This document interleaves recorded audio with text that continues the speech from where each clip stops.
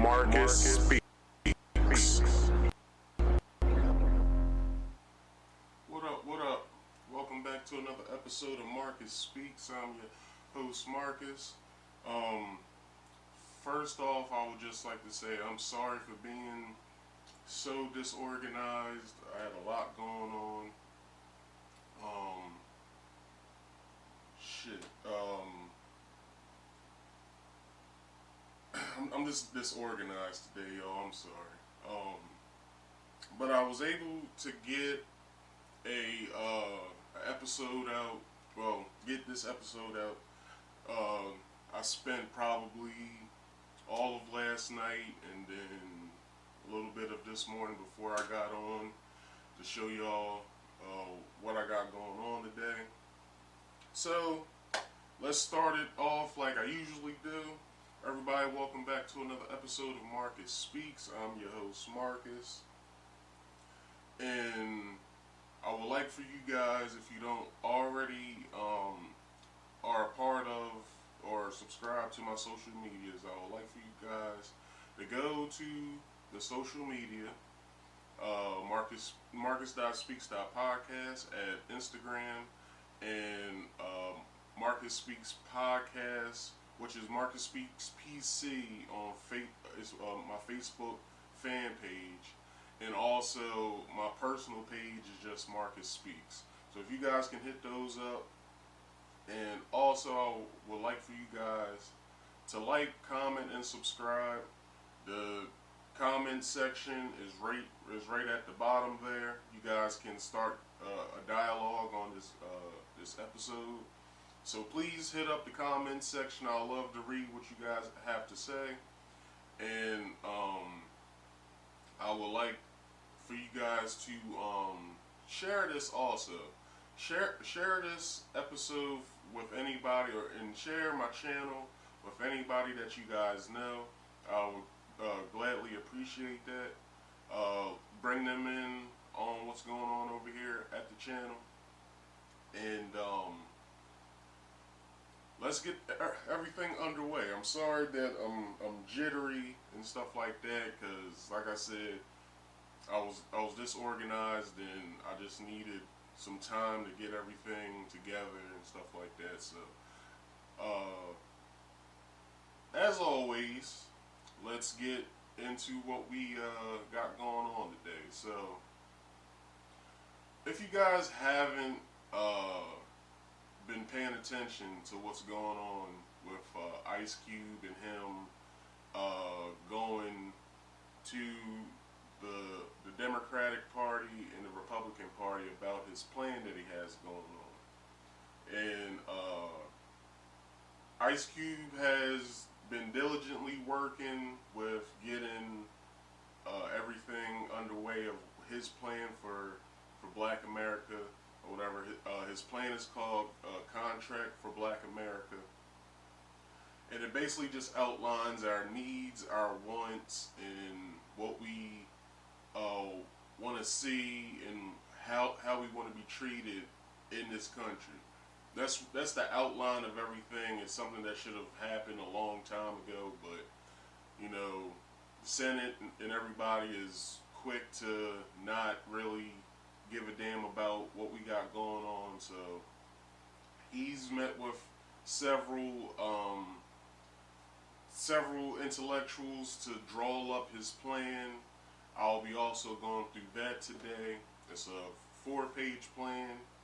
It outlines everything that we possibly may need as Black Americans to strive in this country. So, as always, before I start any of my videos, I would like to go through our fair use law, because if you guys have paid attention to any of the past couple lives, I play videos that go along with what I have to talk about, and it basically outlines how, you know, I do things, and it just I give my opinion about things that I've seen and things that I've heard, and I give you guys the information of what I know and stuff like that. So, as always, federal law allows citizens to reproduce, distribute, or exhibit portions of copyrighted motion pictures, videotapes, and video discs under certain circumstances without authorization of the copyright holder. This is called fair use. Let me move out the way. Hold on. So, this is called fair use and is allowed for purposes for criticism, news reporting, teaching, and parody, which doesn't infringe on copyright under 17 USC 107. So, now that I got that out the way, I would also like to say any video that I'm about to show in this episode of my podcast, I do not own the rights to. I want to get that out of the way also. I do not own the rights to any of these videos that I'm about to play. The reason why I am playing these videos is because it goes along with what I have to talk about today. So, now that YouTube has heard that, so, if you guys haven't been paying attention to everything that's been going on with Ice Cube probably back in April, he drew up this plan for Black Americans, and he's basically stating everything that we need to strive in this country. So around this time when this was happening, you know, we have President Donald Trump. He's running for re-election, and Joe Biden is also running, so he can either become president or, you know, if he loses, whatever. So Joe Biden was on the Breakfast Club one day, and he basically was talking about why, you know, voters should vote for him, why he's a good candidate and stuff like that, and basically going off on Trump and how he's, you know, fucking this country over and stuff like that. Then we get into the presidential debate, and we saw how much of a shit show that was. Like, there isn't any words that I have anymore on that. Like, that was basically some bullshit of how, you know what I'm saying, everything was going on.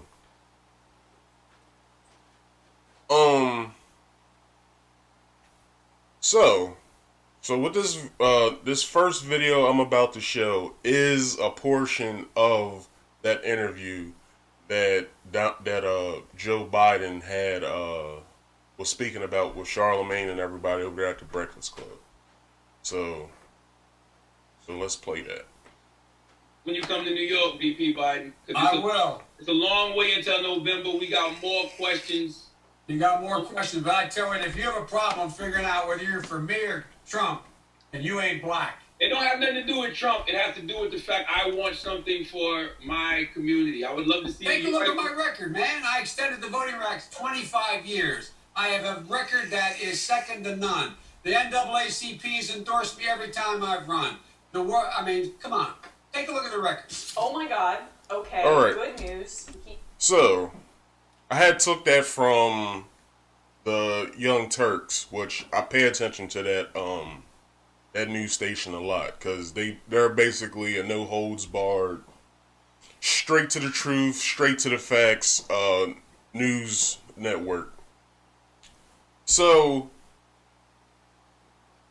Joe Biden basically is pandering towards us, and he's bringing up certain keywords to spark the African Americans to vote for him, such as NAACP, black, but he has yet, even in both the presidential and the vice presidential debates, both him and Kamala Harris has yet to say anything about what they're going to be doing for African Americans. Now, everyone may say that a president isn't there just to serve one race class or one race group. Sure. I understand that. But since 2014, when it's been prominent on the news of African Americans being killed, and which that's just it coming on the news. It's been happening since forever.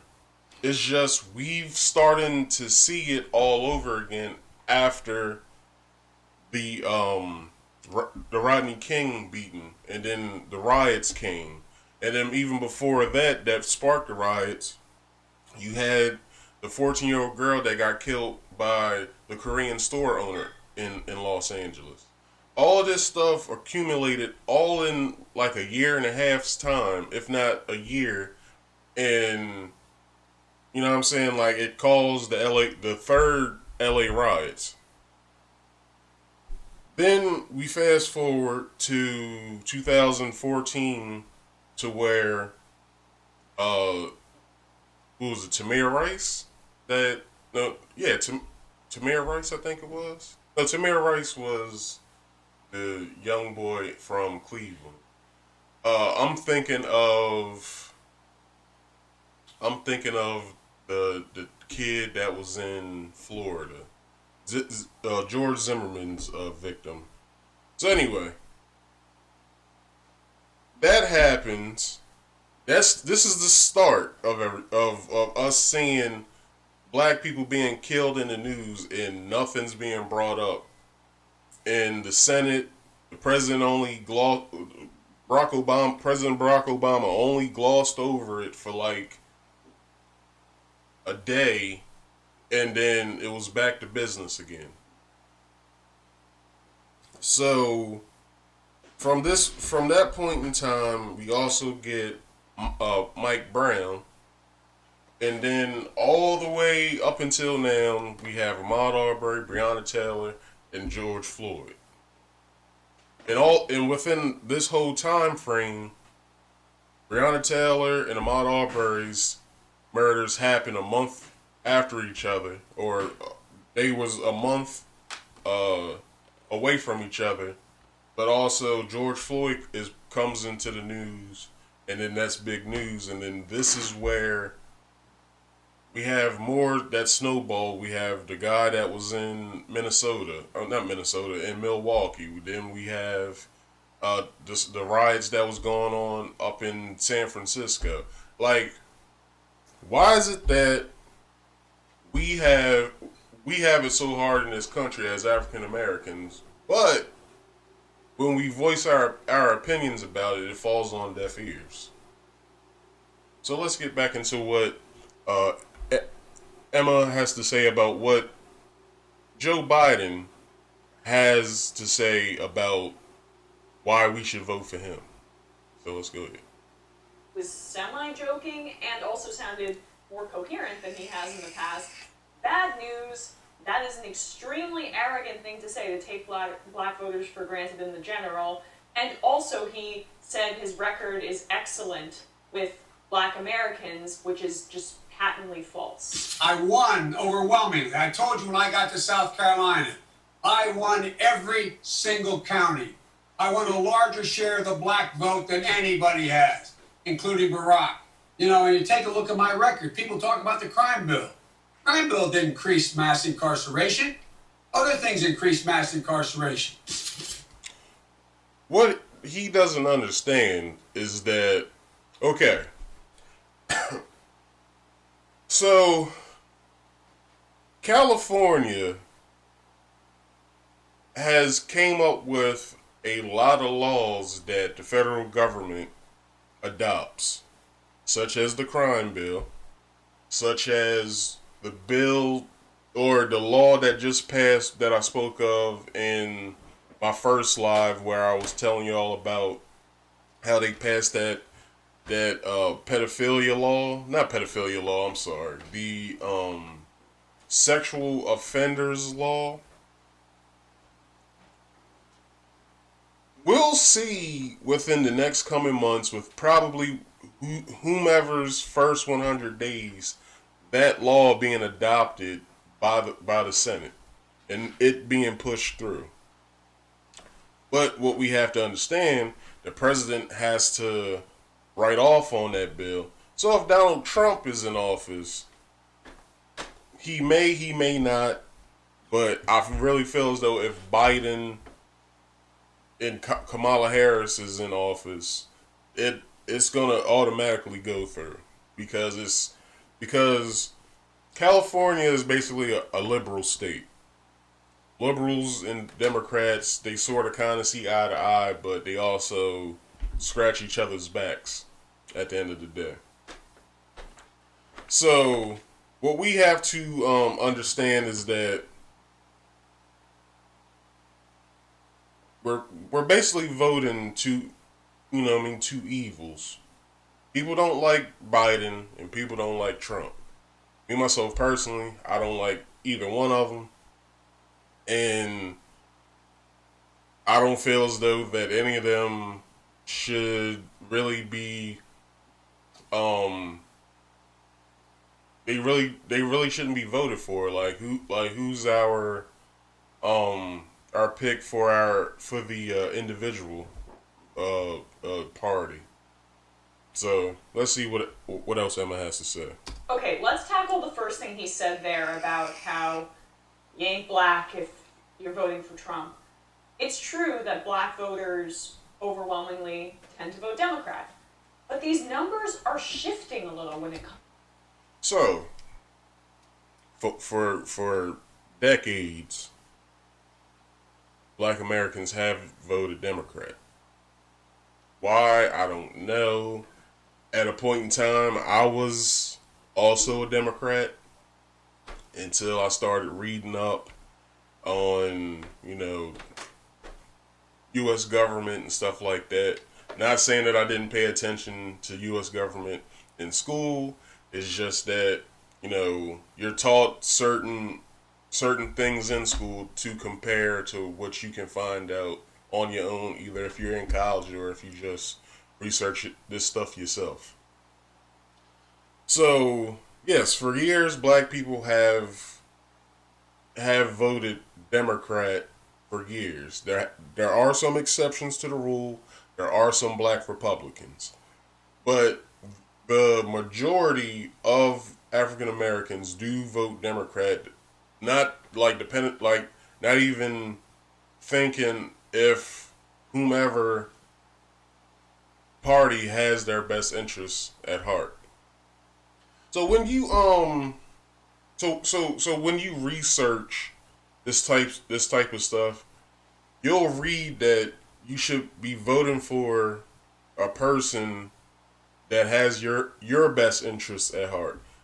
The whole of either your community or the state you live in or the country at large. You should be voting for whoever has your best interests at heart, and then go from there. But then we as black people have systematically been voting for this party for years, and now this year itself has shown us like like this year has shown us what we should be doing as a people, because not only coronavirus and it having staggering numbers, which I don't even know if these numbers are true, of how many black people have died compared to any other race in this country. Then you have then you have all of the police killings of black people. Like, we don't know. Like, if I was to vote, I don't know who the hell I would vote for. Because on one side, the Democratic Party, I don't know what they're gonna do for us.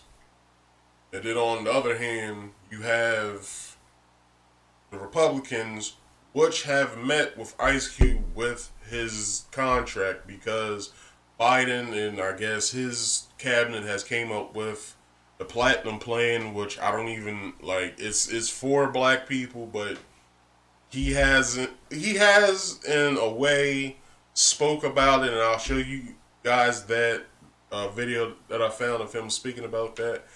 And Trump has some sort of a plan to where he wants to do something for black people, but it could be just a ploy to get him reelected. So we don't know. So I'll let Emma keep speaking on what Biden was talking about. To Trump, and it's not as stark as you may think. In 2016, 13 to 14% of black male voters, not the whole black population, a lot of people sat out, which is probably, I think, going to happen again this year. 13 to 14% of black male voters voted for Trump. Just 4% of black female voters voted for Trump. So, as you see with these figures, black women overwhelmingly despise Trump. But when it comes to his approval rating too, numbers today in 2020, it still paints a really scary picture for Democrats and does not warrant what Biden said there at all. According to a recent Wall Street Journal NBC poll, Trump enjoys just a 14% approval with black Americans, while roughly 8 in 10 black voters say they're uncomfortable with his 2020 run for re-election. But within those numbers is another story, a stark gender divide. Roughly 24% of black men polled by Wall Street Journal NBC approve of Trump's efforts, while in office, 72% of black men disapprove. But that number plummets to 6% when black women are asked the same question. And there are reports that Trump is setting up campaign offices in predominantly black communities and selling merchandise. It sounds quite silly, but I think it was Glenn Greenwald that pointed it out.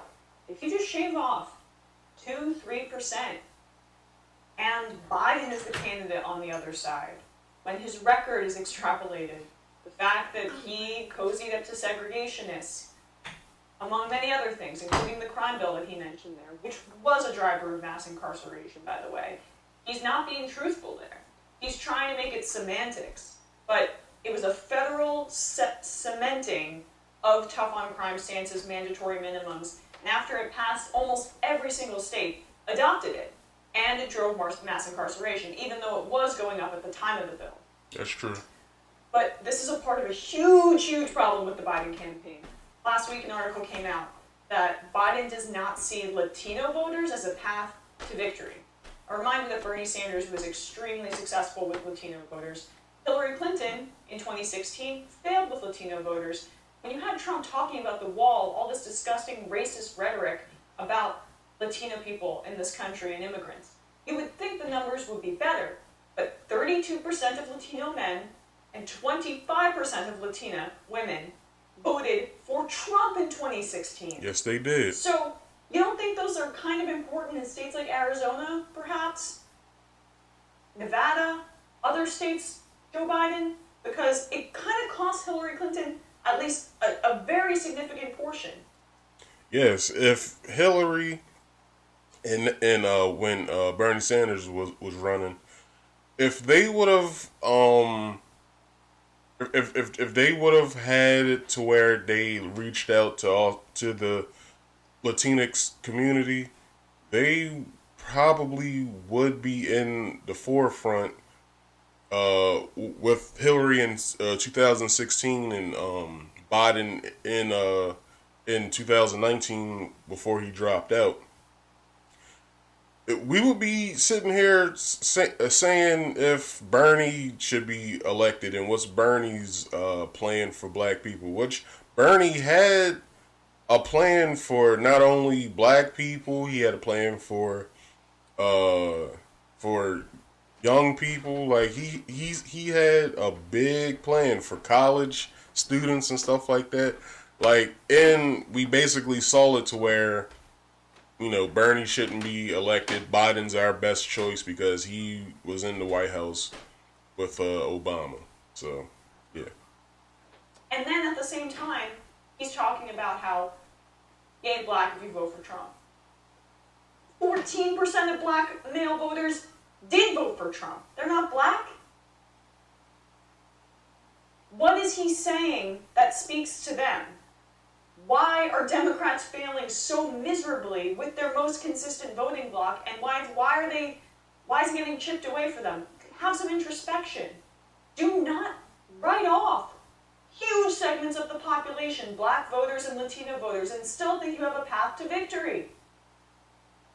The arrogance of the Democratic Party is so unwarranted given how miserably they failed. By the way, the last successful presidential candidate for the Democratic Party, Barack Obama, ran to the left in the presidential primary. Just a reminder for everyone who says that the centrist is the one who's supposed to win. This is scary. That clip is going to be replayed and replayed and replayed. And he does not have a lock on black voters in the general election in the way that he thinks. He doesn't. A lot of people are going to stay home, especially in a pandemic. And that kind of hubris, I can't imagine feeling that way. You're in a precarious position, Joe Biden. God, I mean, the fact that he's even out there, that his campaign's best play is to keep him quiet, honestly. Because he's riding high in the polls, not that I trust them necessarily. Yeah, I saw, I saw I think it was NBC News clip. Well, I woke up to it. I think it was like last Saturday or something like that. And I think I spoke about this last week, where there was these two news reporters, or like a political representative, and then the news reporter talking about their like where Biden is sitting at the polls, and then where Trump is sitting at the polls, and Biden is like 11%, has 11% more poll rating than what Trump has. But with all the rhetoric that he's been speaking, Biden I'm speaking of, that he's been speaking just so he can just be like, okay, I'll, you know what I'm saying, I'll say this, I'll say that, just so I can get the black vote. And then Trump, with his incoherent ass, was saying whatever the hell he was saying at the debate. We're sitting here fighting a fight that we don't have a bet on. Like, we're sitting here, we as in black people, but I would say the the Democratic Black Americans basically are looking at Trump as basically a stark racist. Is he? I don't know, but actions speak louder than words, so whatever.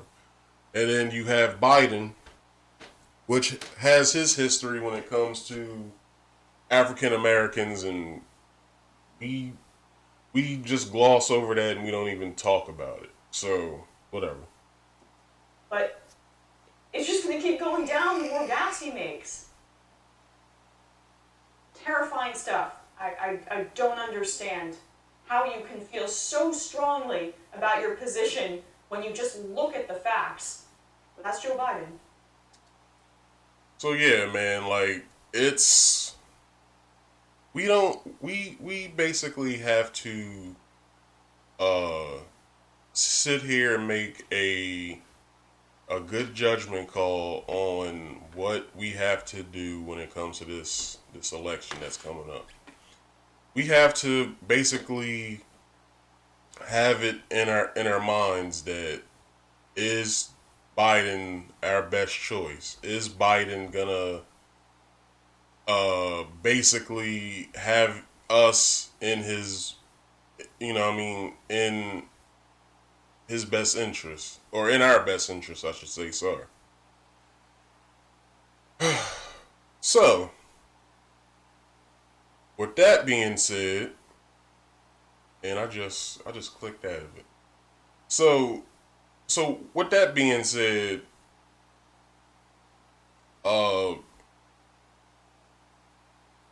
Donald Trump had this to say on when I guess he had like a what do you call it, a rally. Like he had a rally and he spoke about Biden saying what he said in the on the Breakfast Club interview. And let me pull that up right now. I'm sorry that I clicked out of it. So I'm about to let this play for y'all.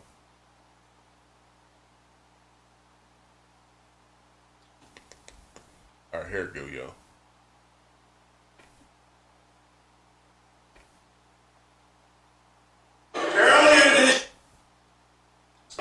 If you don't vote for him, then you ain't black. You know.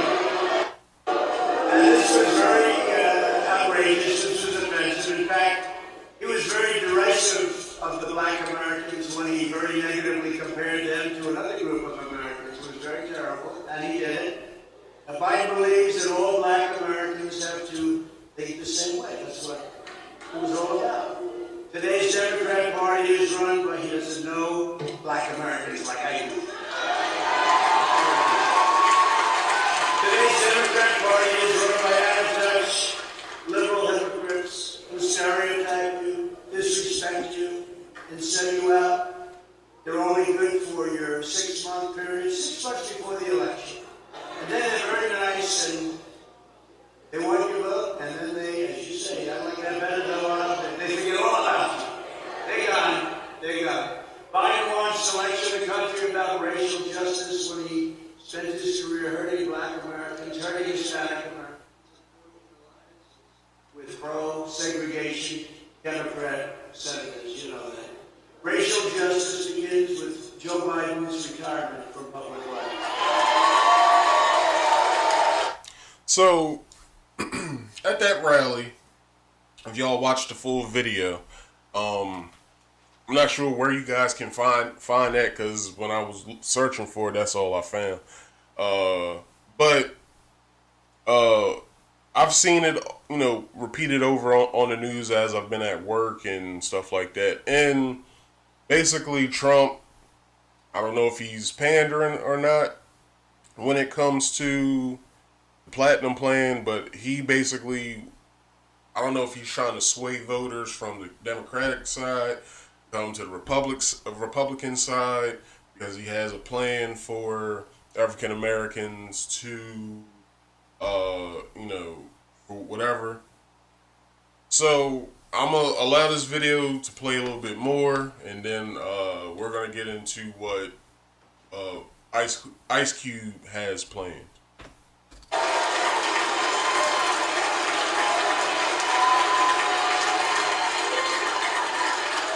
today I'm urging Black Americans to walk away from the corrupt, hateful, divisive, and very extreme, and they are what, racist, Democrat. But no issue has the Democrat Party more totally failed the black community than public safety. Democrats have run America's inner cities at every level of government for 100 years and even more. Last year, 19 of the top 20 most dangerous cities in America were run by Democrats. The murder rate is higher in Baltimore than in Afghanistan, El Salvador, or Honduras, right? It's higher. Instead of fighting for public safety for these communities, the Democrats are attacking our police and empowering far-left rioters, looters, and anarchists. You know they are anarchists. The Democrat Party's war on cops has caused black-owned businesses to be burned and black homes and churches to be totally destroyed. Most tragically of all, so many innocent black lives have been cruelly taken from us. People are dying by the thousands in black-on-black crime, and I want it to stop. And people aren't talking about it. They're not talking about it. They're not talking about it. In Chicago, as an example, there are weekends when 60, 70 or more people are shot. This is shot, and many die. How can we allow this to go on? How can we allow this to happen? But they're all Democrat-run cities.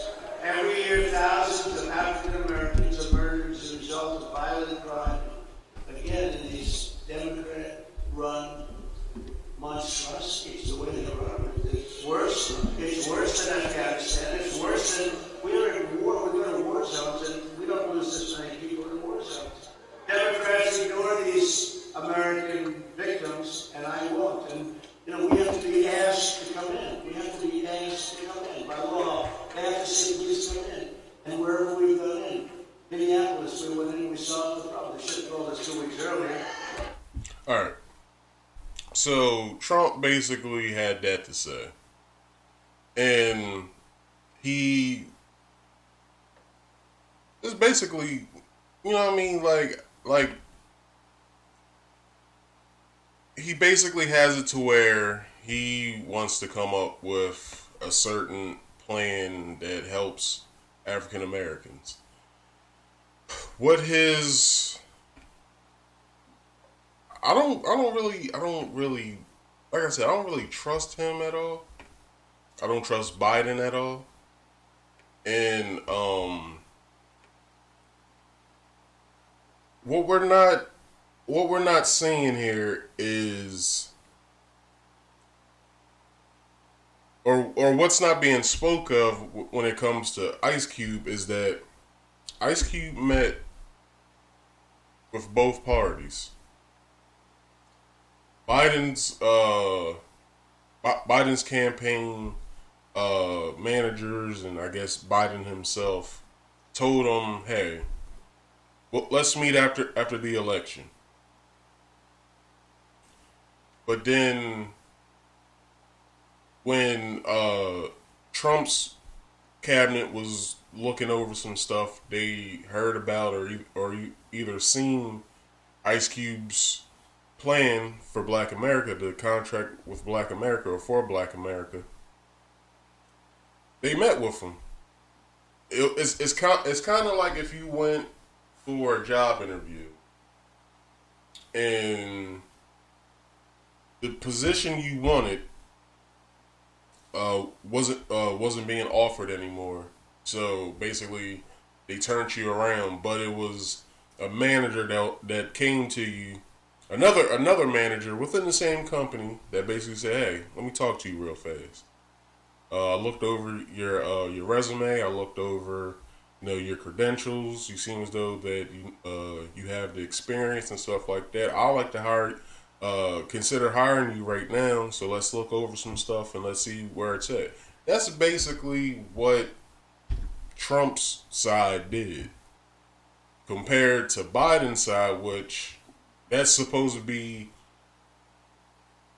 Black America's party, the Democratic Party, because they're all for us. But why is it that Biden wants to wait like 6 months down the line or whatever, or 3 months down the line, instead of meeting with Cube now? So now, Democratic, like Black Americans who are Democrats, they're looking at they're looking at Cube as if he's a sellout. When Cube went to the party that Black people love so much, and they told him, "Hey, let's meet at a later date," but then the Republicans said, "Come on in, we got 10 minutes to talk." Now Cube's considered a goddamn sellout because he went with the opposing party of which Black people aren't supposed to be siding with. So let's see what Cube had to say. Well, let's see what Cube's plan is for Black America.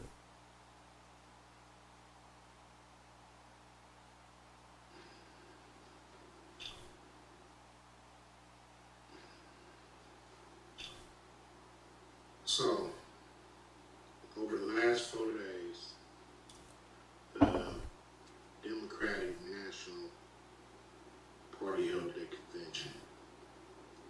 A lot of people, you know what I mean, getting up there and talking, and, you know, everybody really, you know, eating it up, you know, on their hands in the air like they just don't care damn near.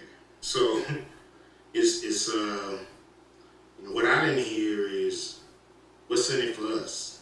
What's in it for the Black community besides the same old thing we've been getting from these parties? What's in it for us for real?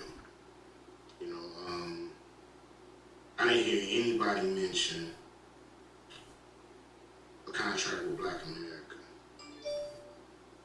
And I don't know why, because it's one of the most comprehensive reform documents that's come about in a long time that could really address the problem.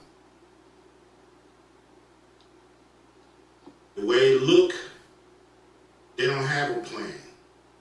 Everybody's, you know, talking about get Trump out, get Trump out, get Trump out. If you vote, that's going to happen on the first day. So now what? Trump out, now what? What? What do we get in the first 100 days? That's what we're trying to figure out. What do we actually get that they could give us overnight like that? They just pulled $3 trillion out their ass and gave it to their friends. That's American taxpayer money. That's your money that they just gave away. And then there's 42% of Black businesses closing. None of that money. Where's our fucking bailout? Where's the bailout? Not the PPP loan that they didn't give us. Where's the bailout? I don't want to hear about deficit.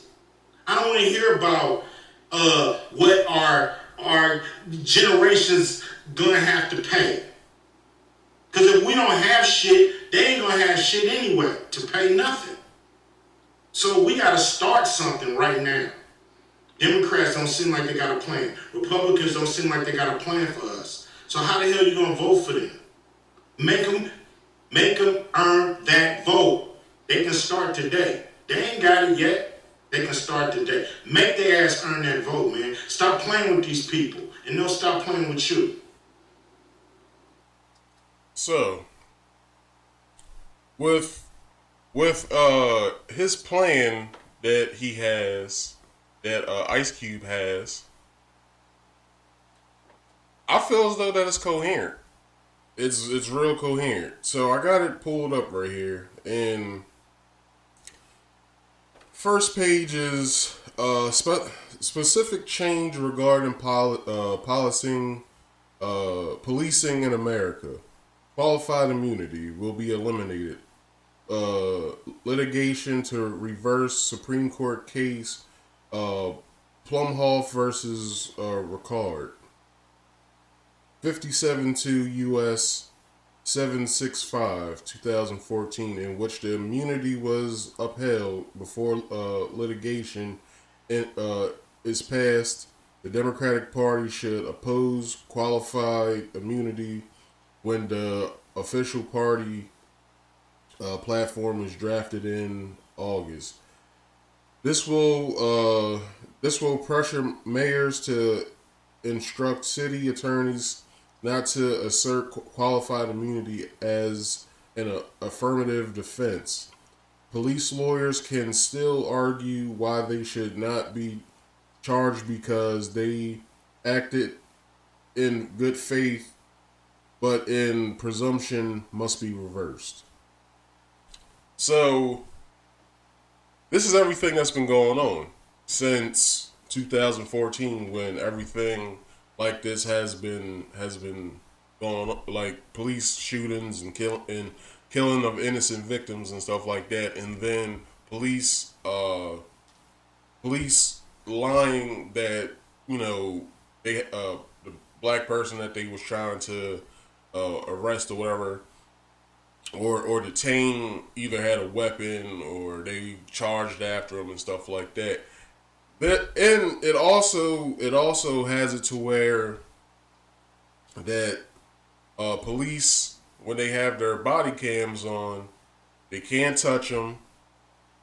They have to be on at all times. So there is no immunity to the rule to where, well, we saw the footage, we saw how you acted, we saw how the detainee acted. We feel as though that your actions were over the top and stuff like that. So, you killed this innocent person for no reason. So, you're going to jail now. So also it states mandatory malpractice insurance to be carried by police officers like lawyers and doctors do. This protects victims' ability to collect on bona fide claims. Basically, what's been going on. And also what I told you guys for the past 2 weeks. If something like this happens, or if you're in a situation to where you're having a one-on-one with a police officer or police officers, and you're being unlawfully detained for any reason, or if you get killed, you or your family should sue their bond that they have to have in order to work. So if you sue that bond, they automatically can't work until everything gets worked out or whatever, or they get thrown in jail or what have you. So everything else, like the rest of this, is like federal law regarding police misconduct to change standard from willfulness to recklessness. And that states, while recklessness still poses a high bar to identify and prosecute police misconduct, it will make it more possible. And then he has a municipalities liable for officers' unconstitutional actions overturned with litigation. Monell versus Department of Social Services Supreme Court case 436 U.S. 658 in 1978 that protected municipalities from unconstitutional actions by police. This will add skin in the game for cities which have the most direct power to police reform. So that states like Well, that's cities like New York City, Chicago, most definitely Los Angeles, and what's going on in Louisville, Kentucky. Police unions can be held liable and sued. So remember what I said about that bond. This kind of states what I've been saying for the past couple weeks. For shielding bad cops, suppressing evidence and testimony to that effect, and for knowing and reckless regard of material evidence that an officer is unfit mentally for the job. So all these police shootings that has happened, all these innocent victims being killed for no apparent reason. This is where the police stations around the company and police unions will be tried under law, possible federal law, not state law, federal law, and you know what I'm saying? Like some sort of answers will come if Trump is reelected and he adopts certain things from this referendum. We'll see it to where cops will be on their best behavior, but states have to adopt it as well. It isn't only just if federal law goes into play, everything's off the table. Certain states have to adopt certain things also. So where you have the federal law, when it comes to like police conduct and stuff like that, you can go on to any of your whatever state you're from's website, their federal website, well, not their federal website, their state website, where you can see certain laws that are inflicted and stuff like that. You can see it to where from the wording that the federal government uses to where that your state uses. I had to look that up, I think like 7 months ago. I had to look at both the federal and Maryland state law to see like if the wording changed or if they changed the docket altogether. So yeah. All right, moving along. Cam footage, body and dashboard, to be released within a week from incidents resulting in death, serious injury, or that gives rise to charges and excessive force. So, I showed y'all police cam footage and also police station footage of them investigate the internal affairs, I guess, investigating the police that shot Breonna Taylor. I think there is, but you guys can check for yourself if there is a website to where in your country, in your state, not your country, sorry, in your state, if you can see if there's any type of police footage that you can see to where they're interacting with civilians, or if they did something wrong and they're being investigated under. But there should be police cam footage or a website for police cam footage that you can go to and look at or whatever. Also, eliminate no-knock warrants, which I spoke too soon with the Breonna Taylor thing. This was like a couple videos I did ago. I said that Louisville did enact that law to where it's law where no-knock warrants are unlawful, but I spoke too soon, and it's still in play today to where no-knock warrants are lawful in Kentucky.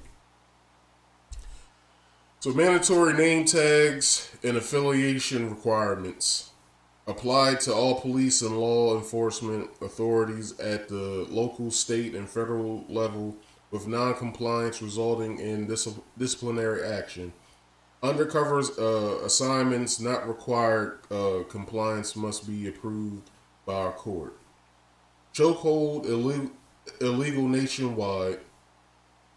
This is applied to any maneuver resembling a chokehold or designed to cut off airways to affect breathing. And also it has a whistleblower protection expanded. Whistleblowers such as the guy in the Botham John case. Y'all remember the young man that had the blue shirt on, and he gave his story of what he saw or what he heard from when Botham John got killed by that police officer. He's considered a whistleblower, which means people who want to speak out about wrongdoings within their local police or whatever, that nothing at all happens to them at all. So it states within Ice Cube's referendum, within the active police force or for those enrolled in a police academy, discouraging officers under five years on the job to report bad behavior will be grounds for dismissal. It will be a criminal offense to reveal the identity of the whistleblower. So basically, not getting a person that wants to speak out, that's on the police force, fired for doing something which is a good deed to the community. Tampering with evidence, which is self-explanatory, results in automatic dismissal from force. That should be law today. That shouldn't be something that Ice Cube is coming up with and speaking with people that are educated in this area. This should be federal law today. Excuse me, y'all. Sorry. He also has a couple other things in here that I want y'all to read over. I'll read one more or a few more. Civil rights history will be taught the first 2 weeks in the police academy or other training. Reasons for contact upon initial contact of any kind with a civilian. Officers must state reason for contact when an individual is first approached.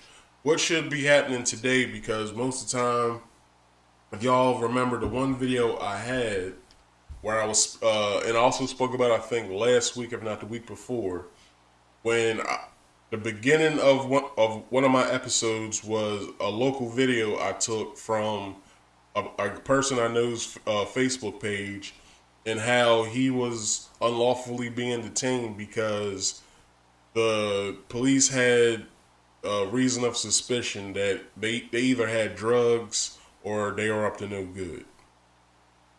But they didn't state that that's what they was there for. All right. Shoot to wound policy in event of unarmed suspect or if deadly force is unnecessary. Which, if you guys know, when police shoot, they shoot to kill. It's basically eliminate the threat, so the police isn't in any danger. So that's basically everything. That's not everything, but if you guys want to look that up, that's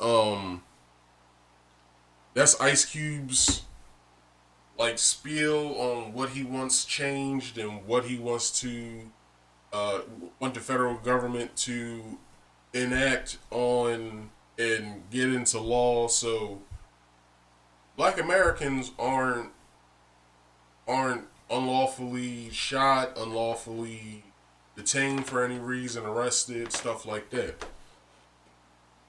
But the wording that they're going to be using,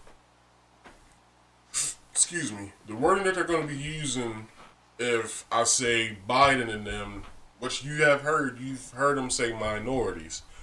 Ice Cube and Trump, as you can see, specifically said black people. When you get the minority word that comes out, that is a blanket term for African Americans, Latinx, Middle Eastern, Pacific Islanders, and stuff like that.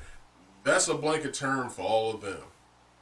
We specifically want something enacted in law for black people, period.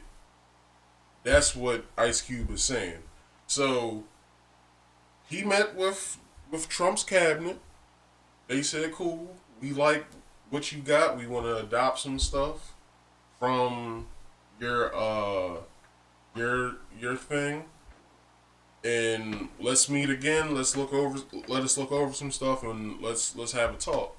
So this is after when everybody. This is like what 3 days ago when everybody started going into uproar, and the internet and social media went on fire calling Ice Cube a sellout. And this is what he had to say.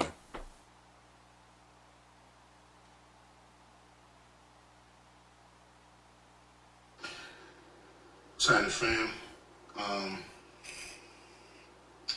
You already know how I get down.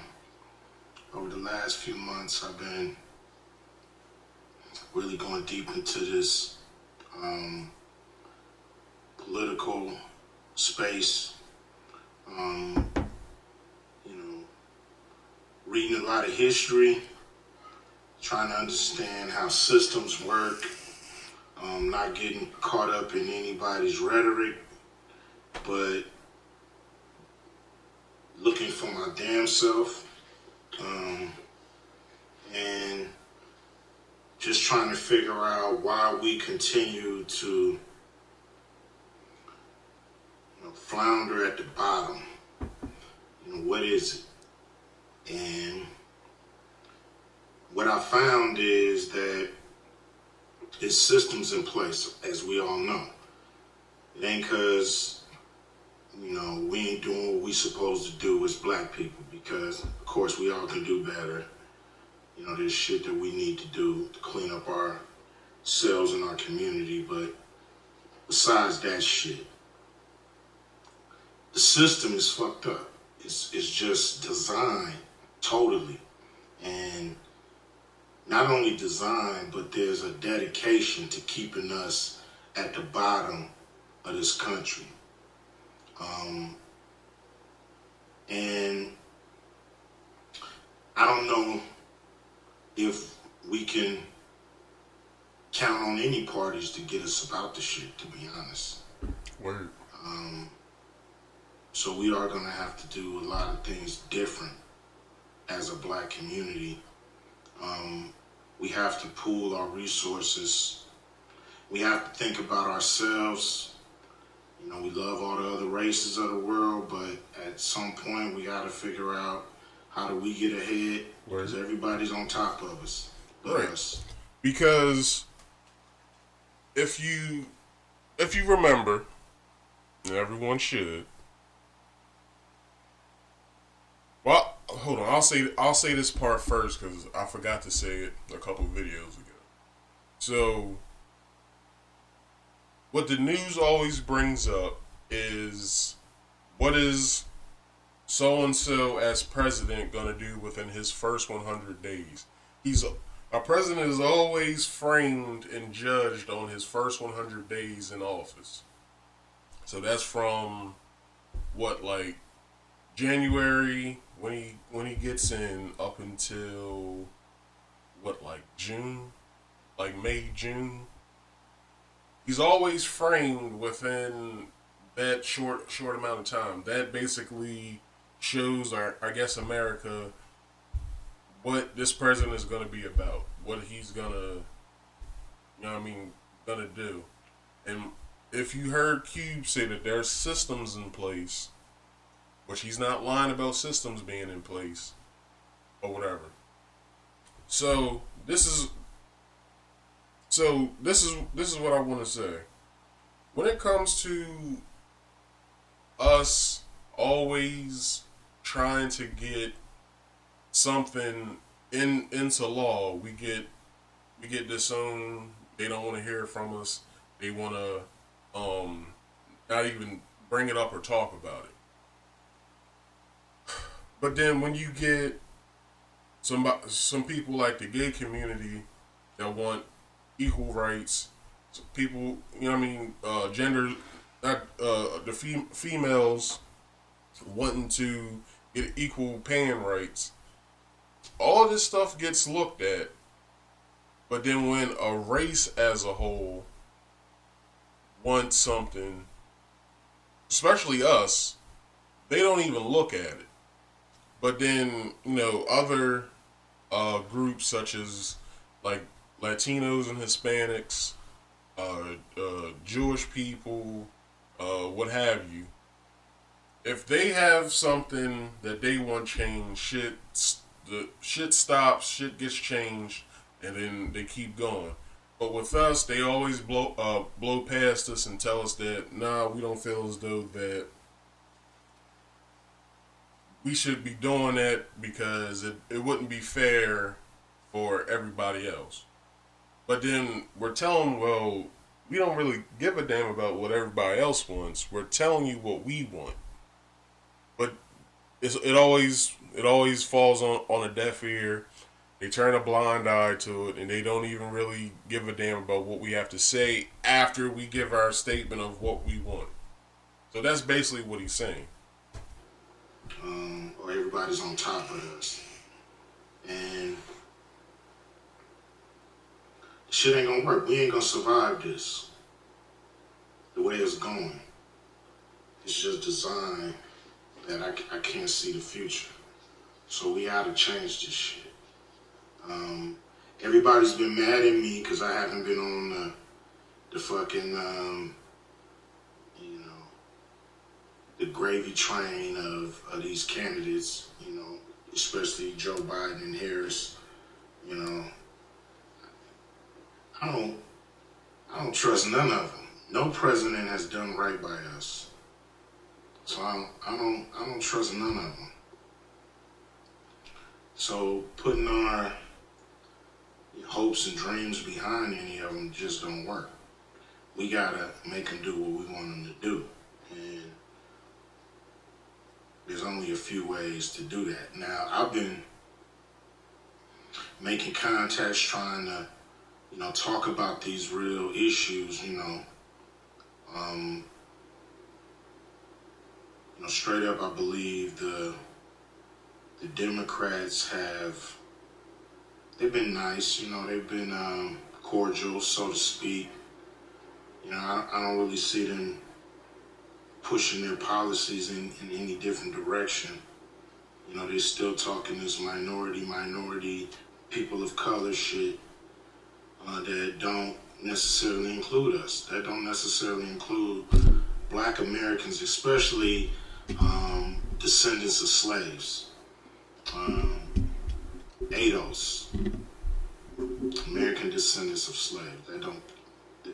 That ain't specifically us, it's everybody. We ain't gonna get shit. Because when you look around, everybody hates us. So we still at the bottom of that.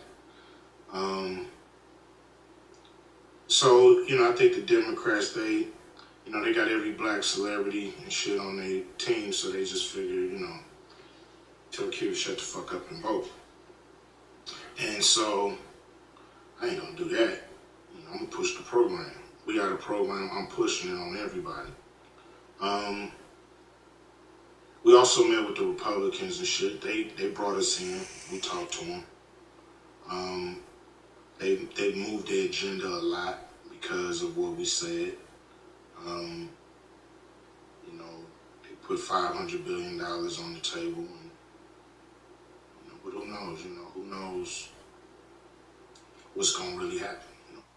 So him saying that they put $500 billion on the table. Bob Johnson, the former owner of BET, I guess he also did the same thing around the time when Ice Cube was writing up the contract. He basically calculated for every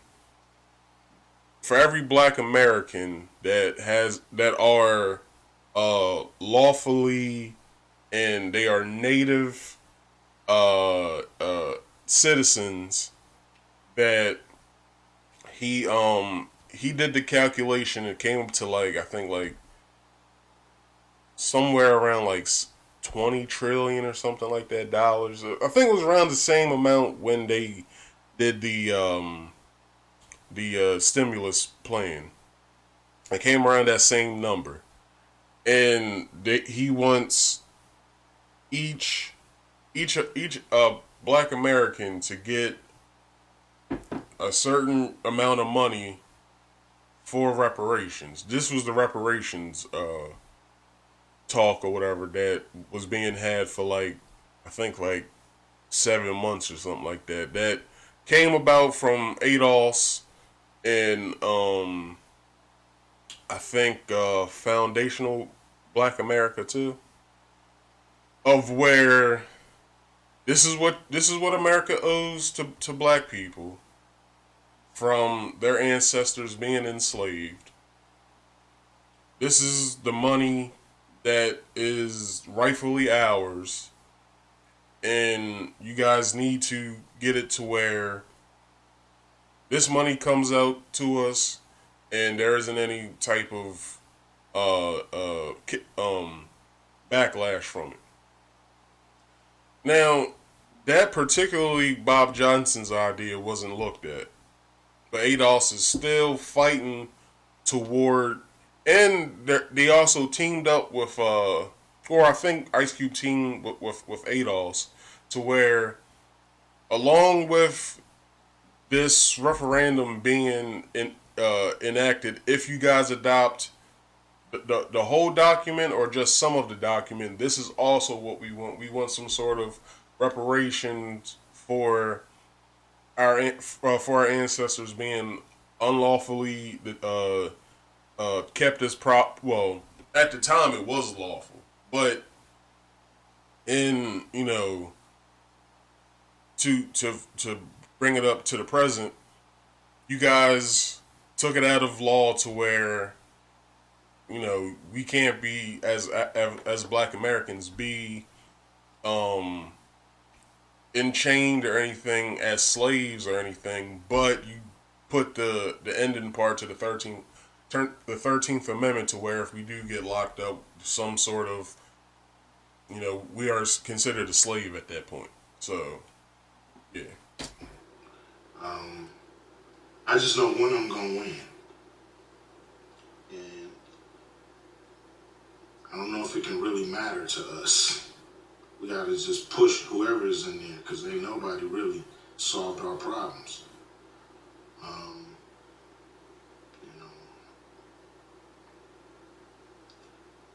People say we can't take another 4 years of this. Black people, we can take anything. Shit. So look, I've been trying to say this probably for the past two live episodes, and it's, instead of us voting, let's take what Q has written. Let's take certain pages from other people like Foundational Black America, even the Pan-Africanist Nation of Islam and stuff like that. Let's get it to where we get, and this is for Black Americans who would like to see this come about. Okay, so those 19 families in Georgia, or the 19 families that bought the land in Georgia, So let's have it to where, and this is the Nation of Islam's idea. Give us a total of 3 states, and they have to be coastal states to where we can do trade with other countries. Let us have states to where the land is able to till and to farm and produce food for the people, and let's what's another point from that? And allow us to have the cognizance of, for us to be able to take care of ourselves without any sort of interference. So why is it that this can't be enacted? Because some people say it would be segregation, and that's unlawful. Martin Luther King didn't fight for us to be separated. He fought for us to come together.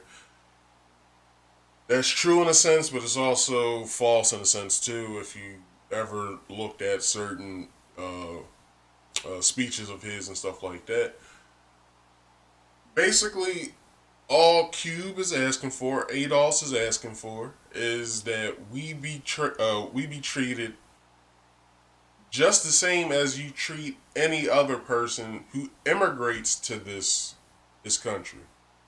That's all that we're being asked for. We want the equal amount of wealth that any other group has. Because if you look up, and if you read the book Powernomics by Dr. Claude Anderson, he states that black people at the end of slavery had one half of 1% of the country's wealth. Till this day, black people have one half of 1% of the nation's wealth. That's not that's including your Jay-Z's, your Oprah's, your Bob Johnsons, Cube himself, and people like that. They fit into this. They fit into that one half also. But by the time when you get your celebrity class, you get your politicians and stuff like that. They have as much wealth as our ancestors had after slavery ended. So, does America feel as though that as black Americans we're not fit to take care of ourselves, to where we're basically children in a sense, to where they need to take care of us for the rest of our existence, but at the same time you kill us because of our existence, and you jail us because of the environments that you placed us in? Like let's understand that first, and then let's go off and go and vote for people. But we shouldn't be voting in the first place to get stuff like what Cube wants to have in place. We have to come up with some sort of. It's a thing that that they do all the time when people lobby for laws and stuff like that. They put money, and let's say all black Americans, even myself, came up with a figure to have a lobbyist that we pick from with our own cognizance, that we pick to where we say, okay, we want Cube's thing in place. We want to put up $2 billion to the candidate who wants to enact this into law. So basically, we're paying just like lobbyists do to get certain laws that we want in place. That's what we should be doing, instead of going down to your local school or fire department to place a vote, and then at the end of the day, you find out that you won't get shit. Federally, not locally, but federally.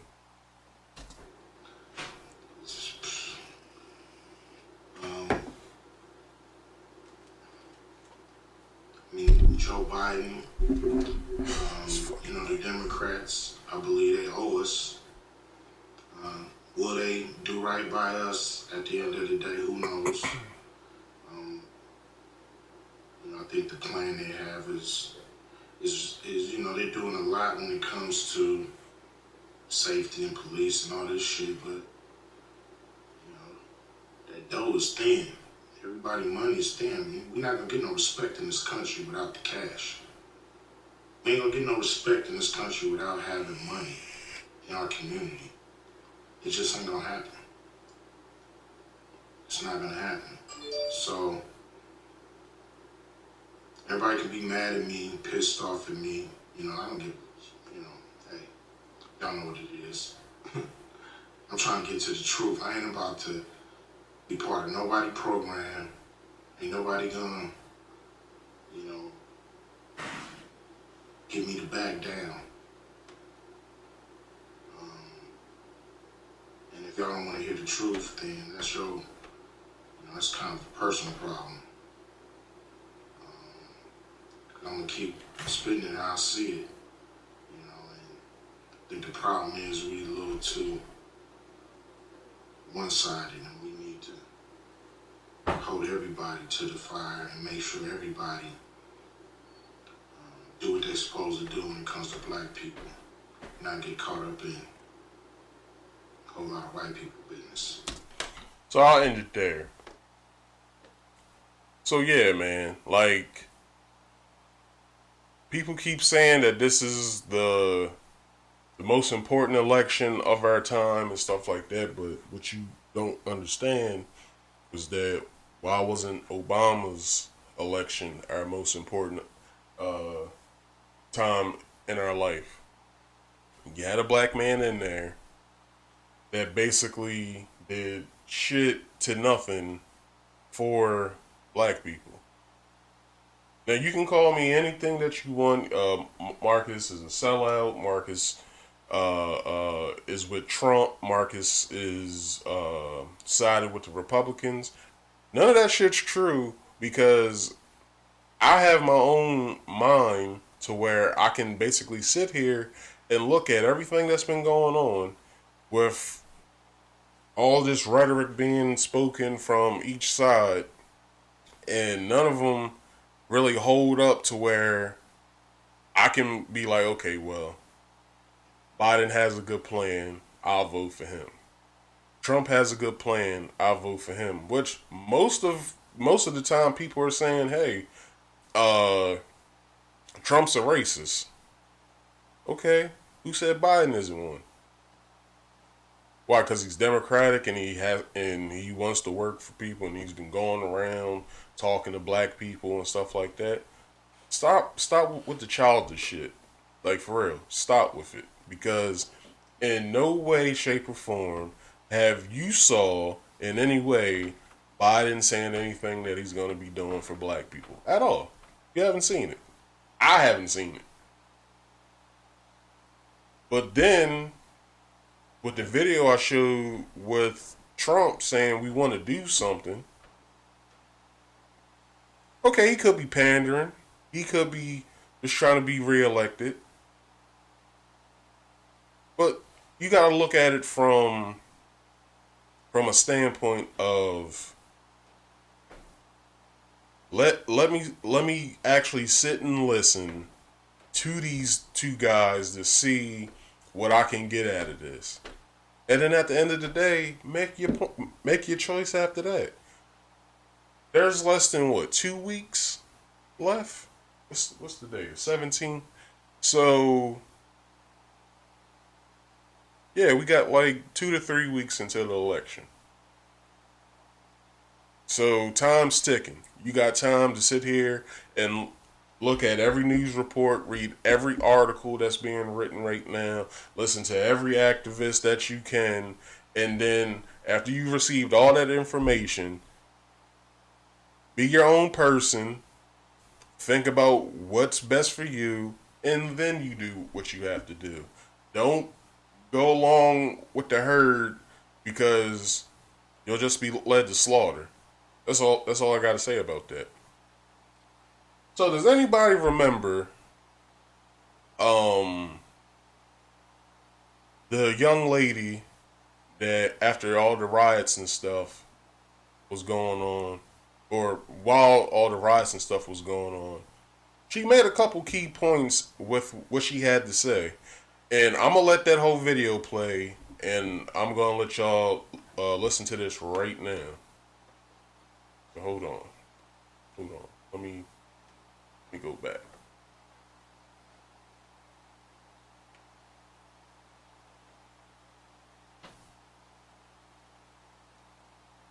All right, here we go.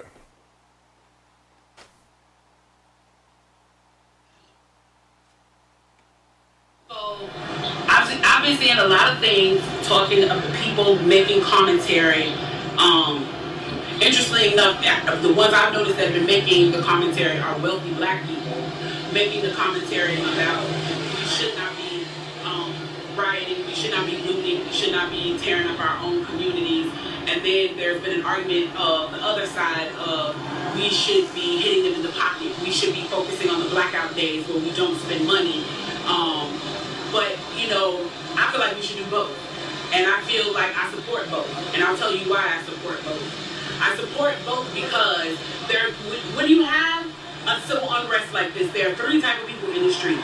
There are the protesters, there are the rioters, and there are the looters. The protesters are there because they actually care about what is happening in the community. They want to raise their voices, and they are there strictly to protest. You have the rioters who are angry, who are anarchists, who really just want to fuck shit up, and that's what they're going to do regardless. And then you have the looters. And the looters almost exclusively are just there to do that, to loot. Now, people are like, well, what did you gain? Well, what did you get from looting? I think that as long as we're focusing on the what, we're not focusing on the why, and that's my issue with that. As long as we're focusing on what they're doing, we're not focusing on why they're doing. And some people are like, well, those aren't people who are legitimately angry about what's happening. Those are people who just want to get stuff.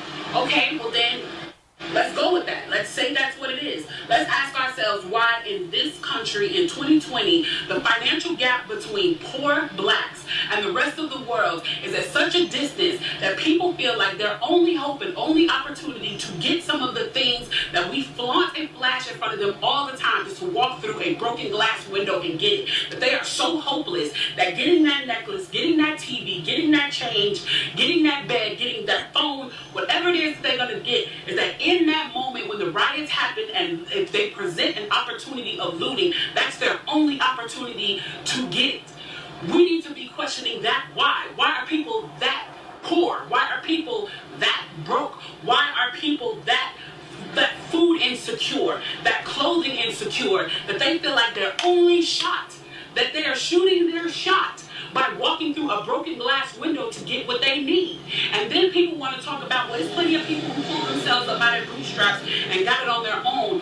Why can't they do that? Let me explain to you something about economics in America. And I'm so glad that as a child, I got an opportunity to spend time at Push where they taught me this, is that we must never forget that economics was the reason that black people were brought to this country. We came to do the agricultural work in the South and the textile work in the North. Do you understand that? That's what we came to do. We came to do the agricultural work in the South and the textile work in the North. Now, if I right now decided that I wanted to play Monopoly with you, and for 400 rounds of playing Monopoly, I didn't allow you to have any money, I didn't allow you to have anything on the board, I didn't allow for you to have anything. And then we played another 50 rounds of Monopoly, and everything that you gained and you earned while you were playing that round of Monopoly was taken from you. That was Tulsa, that was Rosewood. Those are places where we built black economic wealth, where we were self-sufficient, where we owned our stores, where we owned our property, and they burned them to the ground. So that's 450 years. So for 400 rounds of Monopoly, you don't get to play at all. Not only do you not get to play, you have to play on the behalf of the person that you're playing against. You have to play and make money and earn wealth for them, and then you have to turn it over to them. So then for 50 years, you finally get a little bit and you're allowed to play, and every time that they don't like the way that you're playing, or that you're catching up, or that you're doing something to be self-sufficient, they burn your game. They burn your cards. They burn your Monopoly money. And then, finally, at the release and the onset of that, they allow you to play and they say, okay, now you catch up. Now, at this point, the only way you're going to catch up in the game is if the person shares the wealth, correct? But what if every time you share the wealth, then there's psychological warfare against you to say, oh, you're an equal opportunity hire. So if I played 400 rounds of Monopoly with you and I had to play and give you every dime that I made, and then for 50 years, every time that I played, and you didn't like what I did, you got to burn it like they did in Tulsa and like they did in Rosewood, how can you win? How can you win? You can't win. The game is fixed. So when they say, why do you burn down the community? Why do you burn down your own neighborhood? It's not ours. We don't own anything. We don't own anything. Trevor Noah said it so beautifully last night. There's a social contract that we all have. That if you steal or if I steal, then the person who is the authority comes in and they fix the situation. But the person who fixes the situation is killing us. So the social contract is broken. And if the social contract is broken, what the fuck do I give a shit about burning the fucking Football Hall of Fame, about burning a fucking Target? You broke the contract when you killed us in the streets and didn't give a fuck. You broke the contract when for 400 years we played your game and built your wealth. You broke the contract when we built our wealth again on our own by our bootstraps in Tulsa and you dropped bombs on us. When we built it in Rosewood and you came in and you slaughtered us. You broke the contract, so fuck your Target. Fuck your Hall of Fame. As far as I'm concerned, they could burn this bitch to the ground. And it still wouldn't be enough. And they are lucky that what black people are looking for is equality and not revenge. Word life. So this is what you get when it comes to us wanting to vote, but then when we ask for tangibles, they always play you to the left. And that's exactly what Biden did. He played Cube to the left. Oh, just let me see you after the election. Like, I ain't really got time. I'm trying to talk to people and get their vote because I'm trying to get up in here because, you know what I'm saying, if I can't do what you want me to do or whatever, like I gotta get in office in order to do what you want me to do. Like, it's all bullshit. It's all bullshit. Like, people, like black people, we sit here and we live in these fucked up situations, in these fucked up communities, in these fucked up areas of cities and towns and shit like that we live in, and we fucking sit here thinking that shit is hopeless and we can't get out of our circumstances that we're in, but there are a certain few who do. And when we look up to them and then we see that they doing some bullshit, it's like, what is it that we have to look for? So when all the looting and the rioting started,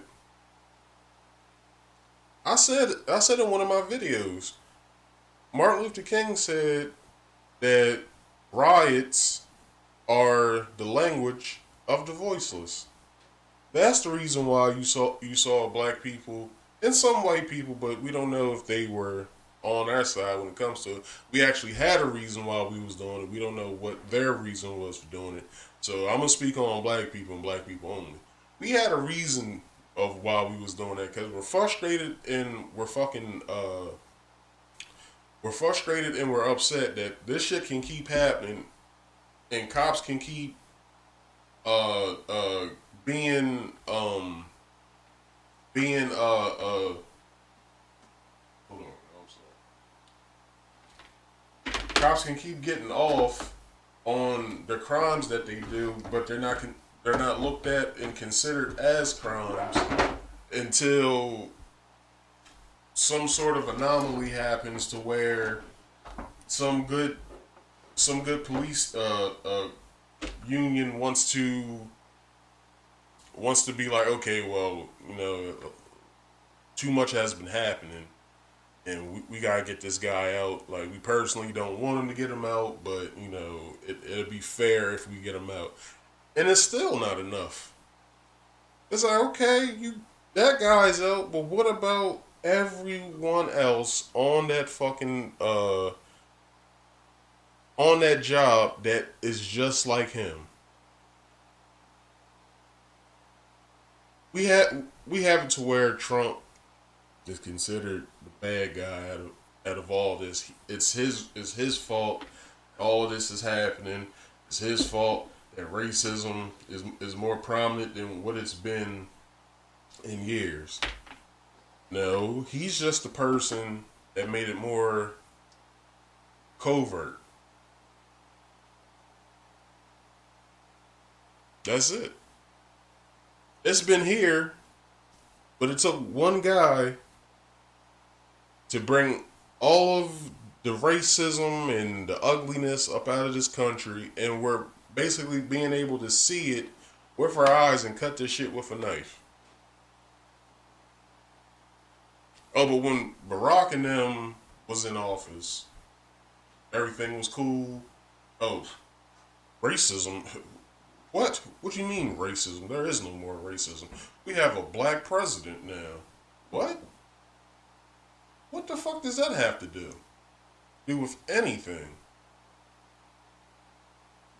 It reared his head when he was in office,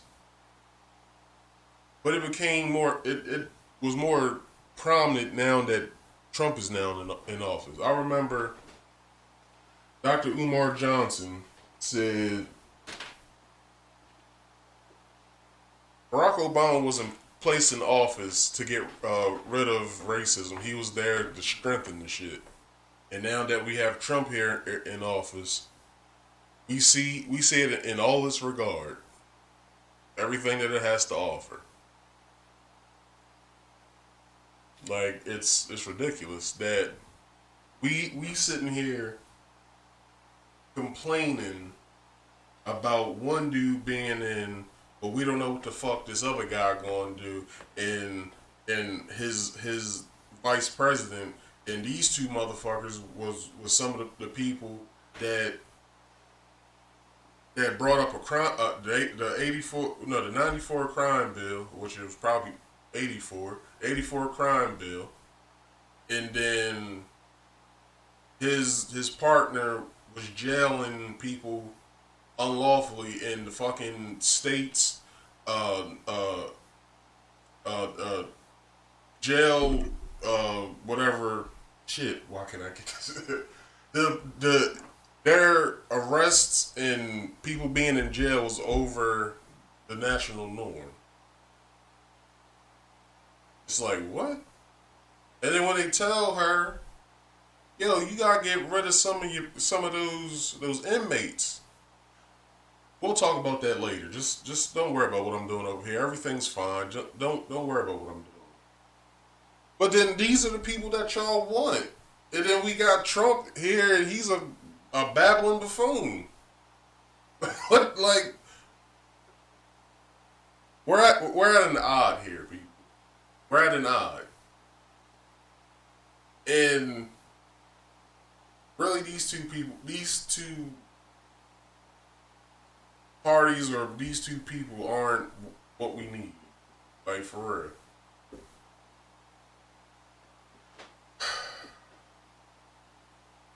Alright, I got one more video. I'm not going to play all of it because it's like 32 minutes long. and it's basically Diddy and Charlemagne, which is two people who shouldn't be even speaking for us at all. Charlemagne interviewed Diddy because he saw, because I guess Diddy saw what Cube's been doing, and he's trying to get in front of it to the point to where he wants to create the Black Party or whatever. I don't know this guy.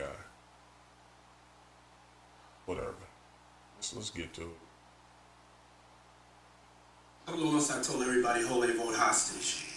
A lot of things have gone on since then, none of us expected. I think this president has done a great job of rattling America.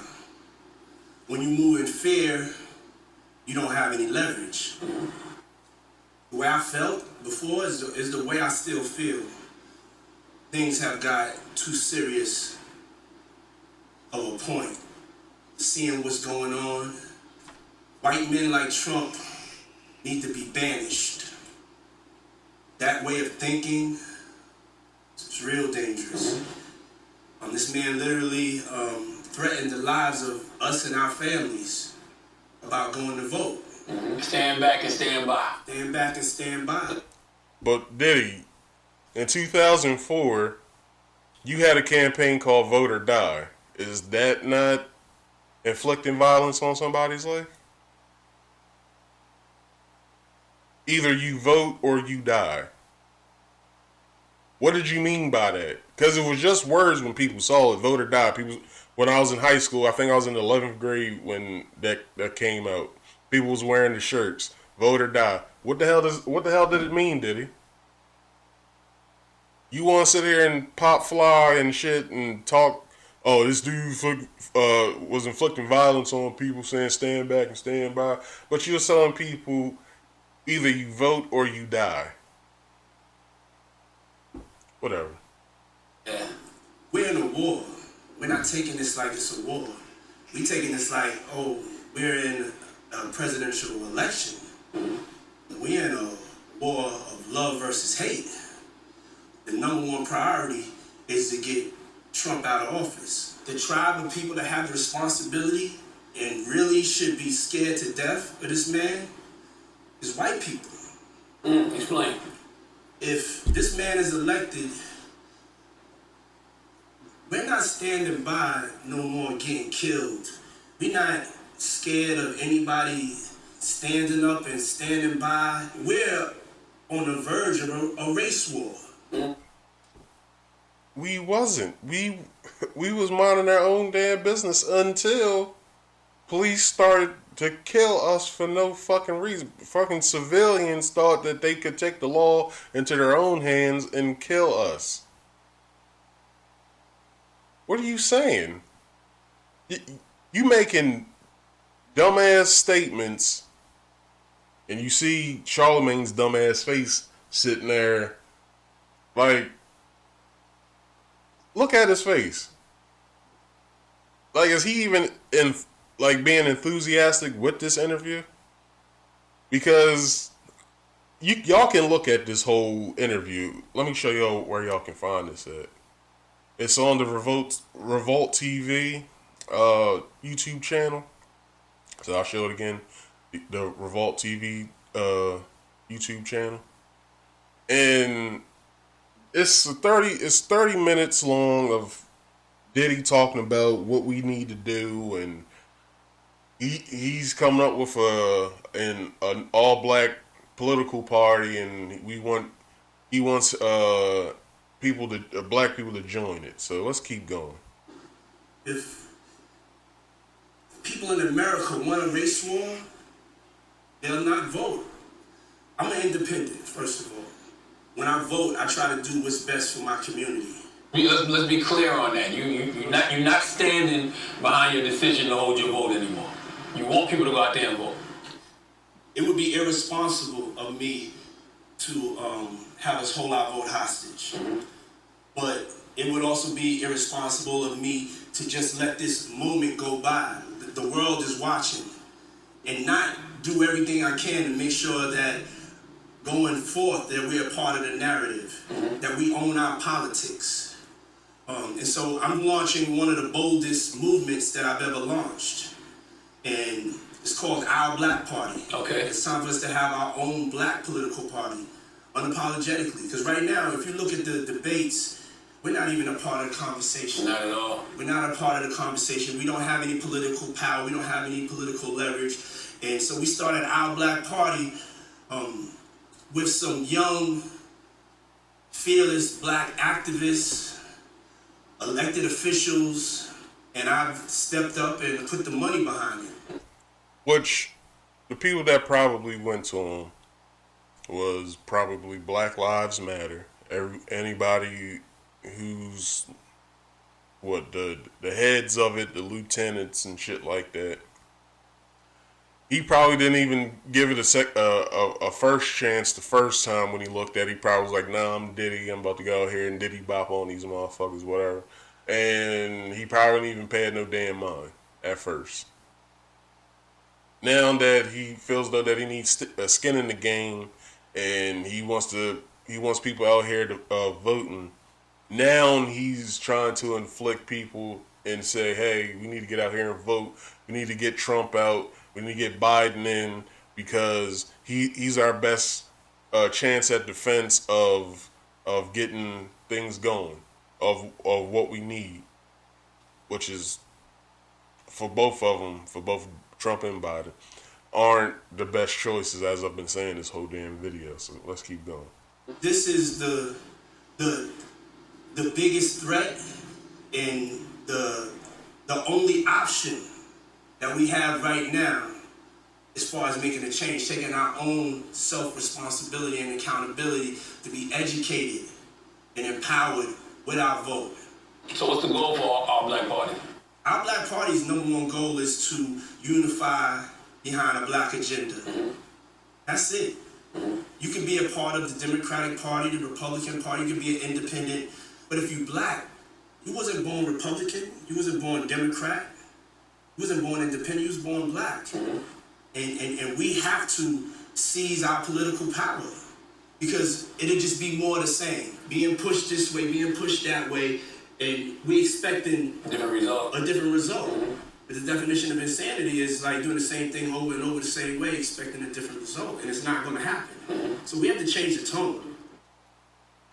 Which that's a good point that he's trying to say. With insanity, if you repeat something, is insanity. But we've been doing this for the past 50 to 60 years. Ain't shit changed. We've still been the same people that get talked about in the news as being super predators, as being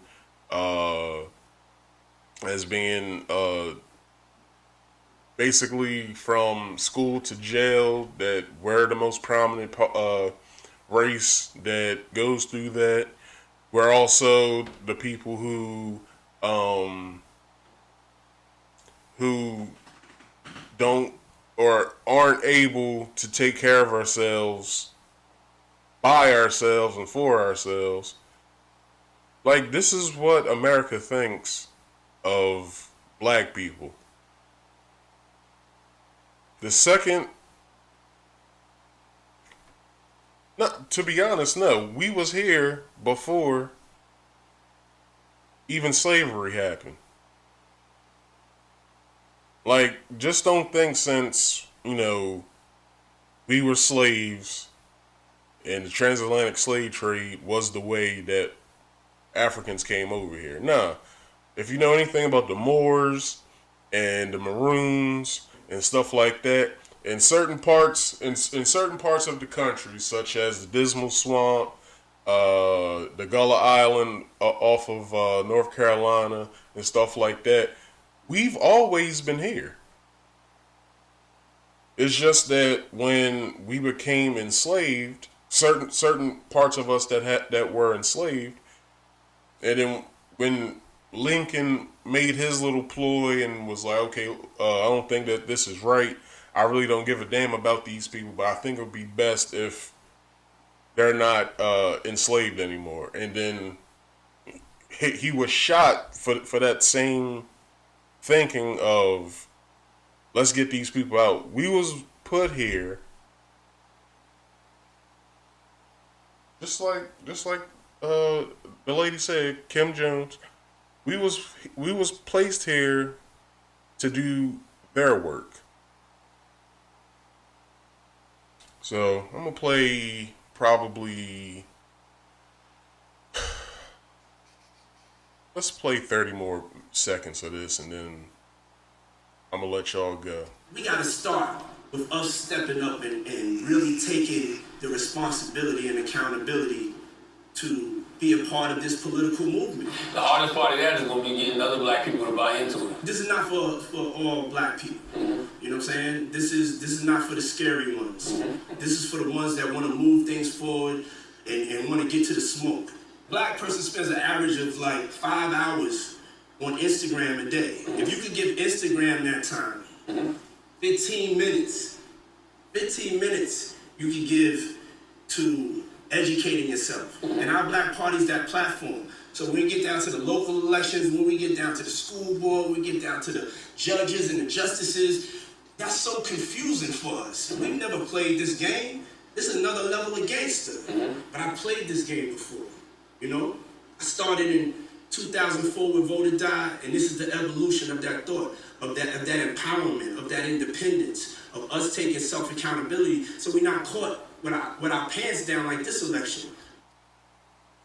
So yeah, like I said, y'all can go over to Revolt TV's channel and look at the rest of it because it's there.